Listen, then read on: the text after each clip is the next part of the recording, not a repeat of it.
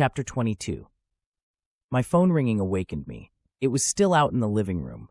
I looked at the clock. It was 5:45 a.m. I figured it was important, so I got out of bed and shuffled across the carpet into the living room. I looked at my phone. It was Alex. "Hello, Alex," I said. "I think I got it," he said. My mind was still foggy, and I asked, "What did you get?" "The program," he said. "I wrote the Trojan program. I tried it on myself, and it worked." "That's great," I said. "Were you up all night?" "Once I got started, I didn't want to stop." "Did you send the file back to Connor?" "Not yet. I figured I would tell you first." "Okay, send it to Connor with instructions on what he should do. Ask him to contact me when he sends it to Parker, and then thank him," I said. "Will do," Alex said. "Call me when you need me again. I am going to get some sleep." "Thanks so much, Alex," I said before hanging up. I took out Connor's business card. I didn't want to call that early, so I typed out a text. "You should have an email soon with the corrected file. Please send it when you can, and let me know it is done. Thanks." I went back into the bedroom and saw Annie sitting up in bed. "Is everything okay?" she asked.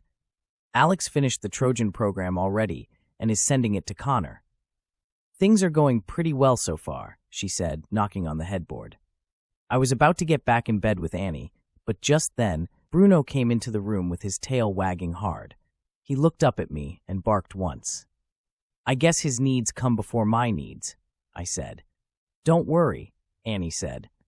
"I will take care of your needs, but later. We should get up now anyway." I put some clothes on and took Bruno for a walk. When Bruno finished his business, we started heading back to Annie's apartment, but we were distracted by a woman coming out of a door a couple of units to the left of Annie's apartment. She was a white woman, probably in her early 20s, and obviously pregnant. I guess she was about 5 months along. She was wearing an oversized maternity shirt and yoga pants, but no shoes. She was crying, and the left side of her face was red, like someone had punched her or slapped her hard. I started toward the woman when a young white man came out of the apartment. He was fully dressed, wearing blue jeans, a black t-shirt, and a light jacket, unzipped. He also wore work boots, as if he were heading off to his job. "Hey," he said to the woman, "where do you think you're going?" Just then, I reached the woman and grabbed her arms to stop her. I pointed to her cheek and said, "Did he do that to you?" She only nodded. I let go of her and looked at the man in a way that could only be described as a look of rage. I started walking toward him, pointed my finger, and said, "What the hell kind of man hits a woman?" He stopped, reached under his shirt, pulled a gun out of his pants, and pointed it at me. "This is none of your fucking business," he said. I had lost track of Bruno, but he suddenly made his presence known by grabbing the man's wrist. The gun went off. It missed me by about a foot and struck the hood of a parked car. The man managed to kick Bruno, not too hard, but hard enough to cause him to lose his grip. He then pointed the gun at Bruno. I moved in. I grabbed the man's wrist, raised it over my head, and twisted. I heard bones snap before the gun dropped to the ground. I turned my body and came back hard with an elbow to the man's right temple. He fell to the ground, hitting the sidewalk hard. He then lay there moaning and holding his wrist with his left hand. I looked up, and several people had come out to see what was happening, including Annie, who was only wearing a pair of workout shorts and a t-shirt with no bra. She had her gun in both hands and pointed it at the man, but he could barely move. She lowered her weapon and said, "What the hell happened?" "That lowlife beat on this woman here," I said while pointing at the pregnant woman. I confronted him, and he pulled a gun on me. Bruno grabbed the arm with the gun, and it went off. He kicked Bruno and tried to shoot him, but I took him down. Annie bent down to check Bruno for injuries. When she saw none, she patted him and said, "Good boy." She stood up, patted me on the cheek, and said, "You're a good boy too. Now go inside, please, and get my phone." I brought Bruno in and retrieved Annie's phone. By then, she was talking to the pregnant woman. I gave her the phone, and she called the police. She asked me to keep an eye on the man and woman. She then went back inside and quickly finished getting dressed. Before long, several cops, an ambulance, and a social worker arrived on the scene. We gave them our statements, and as soon as it seemed they didn't need us for anything, Annie pulled me away and we went back inside her apartment. You saved that woman from continued abuse. You also saved Bruno from getting shot. You're my hero, she said. She put her arms around me and kissed me. Aw, shucks, ma'am. Do you think Alex could have done what you did? She asked. I had to admit I was not as much like Alex as I thought I was just a few days earlier. I was strong, fast, and confident. It was something I never had as Alex, especially the confidence part. I think Alex would have either avoided the situation or gotten himself shot. We each have our role in life, she said. I'm glad you are seeing what yours is. What do you mean? I think justice would be the word I'm looking for. You have always hated seeing injustice. You especially hate when the strong take advantage of the weak. Like this morning? Exactly. Do you think that's why I feel the need to take down Parker and Gabriella? Probably. I'm just like you. I feel that same need. I was feeling a little hungry and said, right now I feel the need to eat something. I'll make breakfast. I'm a little too hungry for granola. I planned on making you bacon and eggs for breakfast before everything happened. You have bacon? Sure, I like bacon.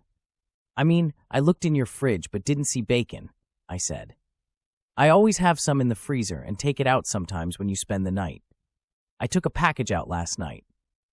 Annie cooked up the bacon and made scrambled eggs in another pan. While she was doing that, I brewed a pot of coffee. So much had happened that I didn't have a chance to make coffee earlier.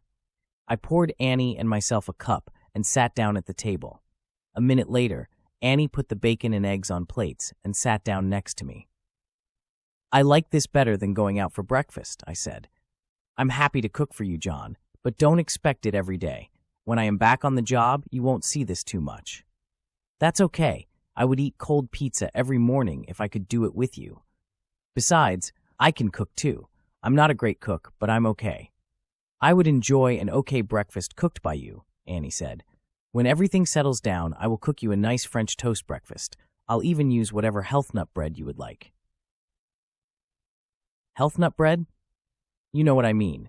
Annie smiled and said, I look forward to that. We finished our breakfast and took Bruno out for another walk before the three of us got into Annie's SUV. Where to? She asked. I gave her the address and said, it's a VA clinic. A VA clinic? She asked. Is there something wrong with you? No, there is a doctor there I need to talk to. The clinic was in a less urban area than I expected. It was also smaller and newer than I expected. It was a single-story, somewhat modern-looking building that reminded me more of a city hall than a clinic. We parked the car and went in. The double sliding glass doors opened to a reception desk straight ahead, with a waiting area to the left and right. The young man behind the desk said, Hello, if you have an appointment, please sign in. We don't have an appointment, I said. We are here to see Dr. Carr. I'm afraid she is booked up through next week, he said. If it's important, Dr. Martin had a cancellation. I can get you in at 2:30. You don't understand, I said. I need to see her on an important private matter. If you can just get her out here, I am sure she will see us. The man hesitated momentarily and then said, Just a minute, and got out of his chair and disappeared down a hallway. About 2 minutes later, he and Dr. Carr emerged and headed toward us. When Dr. Carr got close, she recognized me, and a look of surprise came over her face. She seemed to be thinking for a moment and finally said, Alex, what are you doing here? Hello, doctor, I said. This is my fiancée, Annie. We need to talk, privately. She hesitated and then said, Follow me. She led us to her office and closed the door. There were 2 chairs in front of her desk. She motioned for us to sit and then sat behind her desk. Okay, what is going on? She asked. I was surprised to find you working here, I said. I thought you worked for Scott Parker. Oh no, she said. I was there at the request of General Rafferty. Parker's company is developing an experimental therapy to help people with traumatic brain injuries. He said you were injured in Afghanistan and needed the treatment. The general told me the project wasn't far enough along to hire medical staff, so they wanted me to monitor your vitals in case something went wrong. Were you not aware of any of this? I looked at Annie to see if she was buying her story. She shrugged. I looked back at Dr. Carr and said, My name is John, not Alex, and I did not have a brain injury in Afghanistan. In fact, I left the Army several months ago and was working for a private security company protecting Parker Biosystems. She looked at me with surprise, even shock, and said, "What are you saying?" "I'm saying that I heard something I wasn't supposed to. Parker and Rafferty put me in that machine against my will. The machine is capable of planting one person's memories into another person's head. My memories were erased in favor of Alex Newman's memories. I'm also saying if you are involved in this, you are in a world of shit." She shook her head and said, "The general told me your brain injuries were causing hallucinations. I think you are having one now." I took out the driver's license I just got and my passport. I passed them to Dr. Carr.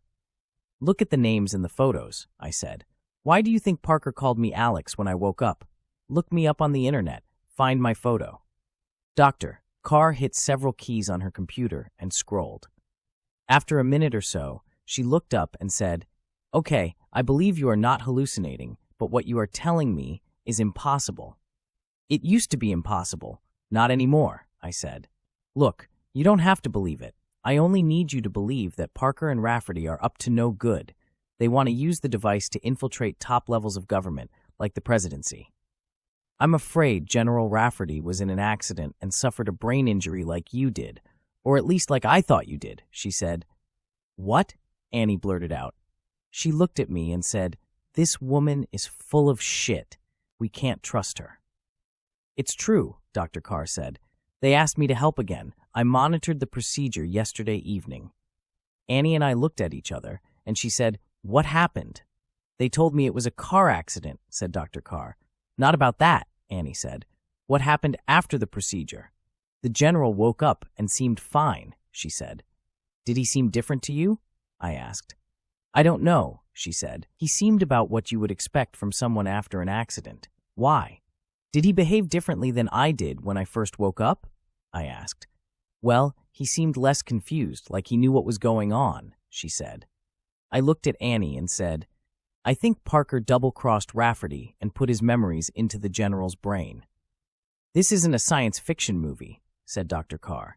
"You are talking about something that's not possible." "Are you sure about that?" "Because it happened to me, and you were a part of it," I said. "Did the general have a head injury?" "Not that I saw," she said. "I assumed it was on the back of his head, where it wasn't visible to me." "How many car accidents result in a head injury to the back of the head?" I asked. Dr. Carr was silent for a few seconds and then said, "Son of a bitch. You're right. I can't believe I let myself get used like that." "Nobody's perfect," I said, "but you can help us now." "How can I help you?" she asked. "First, you can tell us where the equipment is that they use for these brain transfers," I said. "Sure," she said. "It's on the 3rd floor. When you get off the elevator, turn right, and it is the last door on the right." "Where is it from the stairs?" I said. "Well, I'm not sure where the stairs are, but it would be, let's see, the northwest corner of the building," she said. "Do you think you can get us in there?" I asked.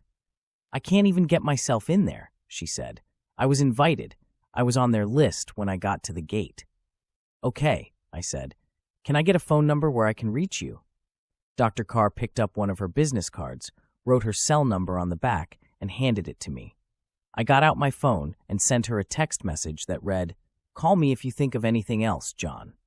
"Okay, I will," she said. "I must get back to my patients now. I wish you luck, both of you." After we left the building, I asked Annie, "Do you believe her?" "I had my doubts initially, but I think she's telling the truth. Either that, or she's a highly skilled actress." "I agree. I think we should risk trusting her." When we returned to Annie's place, she went inside, and I took Bruno for a walk. I noticed a newer-looking BMW sedan backed into one of the parking spaces with a man sitting in the passenger seat. It was too far away to see the man clearly, but I made a mental note to keep an eye on the car.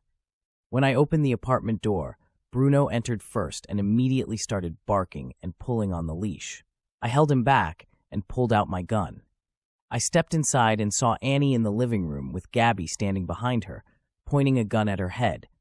I pointed my gun at Gabby, but then saw David and the other goon from Lisa's kidnapping to my right, both pointing guns at me. The goon closer to me, the one whose name I didn't know, stepped toward me and pressed his gun against my head. Bruno had stopped barking but was now growling. I assumed he was waiting for a command. "You people are trespassing," I said. "Leave now, or there will be trouble." Gabby laughed and said, "You have developed quite a sense of humor since I last saw you. I like this new you. I almost hate to kill you. Almost. Now, be a good boy and drop your gun." I stood my ground. Gabby said, "We don't want to hurt this pretty young lady, but I swear I will have no problem putting a bullet in her, just like I did to your father. Put the gun down." I was out of options, so I dropped the gun. When I did, I saw David relax his posture. I looked at Annie and almost imperceivably nodded. She nodded back. I then grabbed the man's hand that had a gun to my head and swung it to the right. At the same time, I put my right foot back and pressed into the man while using both my hands to force the gun to point toward David. Once there, I used my right hand to press against the man's index finger, which was against the gun's trigger. David had lowered his gun slightly when I put my gun down, but he raised it again and tried to get a clear shot at me. I heard a gunshot, but whose gun? I then saw David clutch his chest and drop to the floor. I looked up and saw Bruno had Gabby's gun hand in his mouth and was shaking his head and growling. Annie punched Gabby in the face, but she didn't go down. Instead, she backed up a step and then stepped forward again, pulling Bruno with her.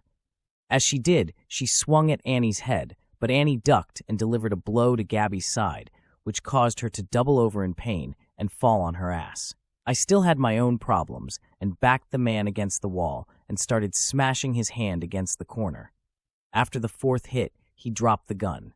I stepped forward and elbowed the man in the face. I then heard a shot and a whimper. I looked up and saw Parker standing in the doorway, holding a gun. He just shot Bruno. Now, he was moving the gun between Annie and me. He looked at Gabby, whose face and arm were now bloody, and said, "I was wondering what was taking so long."